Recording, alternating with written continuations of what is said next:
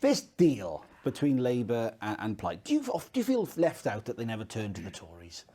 I feel very annoyed that it was only May the 6th this year, and I don't think I'm alone. I think voters will be very disappointed. We have to remember that a lot of the failings that we have now in our education and our health system, our transport links and everything, they are a product of 22 years of Welsh Labour that have been largely propped up by Plaid Cymru in some way with their deals, or in one instance they actually went into government with them.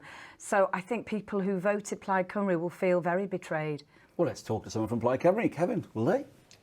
Not at all. If these discussions come to fruition, I think we will have stability, but also I think it's an opportunity to build a better Wales.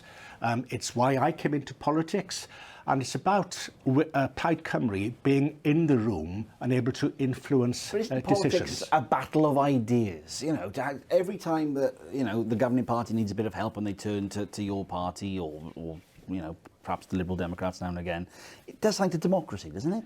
Well, it's about grown-up politics, really. When you look at the manifestos of Labour and Plaid Cymru for the May elections, a vast amount of those manifestos were very, very similar. So it makes sense that we work together on the things that we agree on in order to push those policies forward. But we will still have a robust debate, I'm sure, about those things we disagree on. Well, Hugh, let's turn to you and get your thoughts. I remember on election, what day it was, no, it had become night by the time we were talking about a possible Labour majority at one point. Now, looking at a deal with Plaid, do you feel that your party in government could have gone it alone and just done the odd deal here and there? It's always possible. When you've got a 30 seats out of 60, it's possible that you could carve your own way, and then you could look for instance by instance, trying to get an arrangement on a budget or a policy.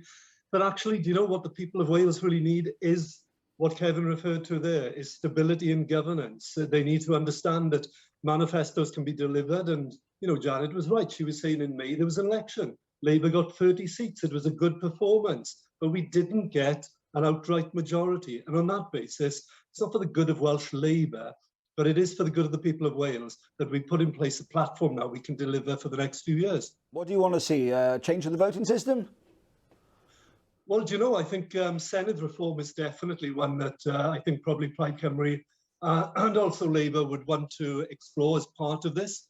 I'm told it's very early in the discussions on this at the moment, but there should certainly be something in there about tackling poverty. There should, particularly when we've just seen the cuts being voted through by the Conservatives in Westminster of £20, £1,000 a year to some of the lowest paid, lowest income households in the land.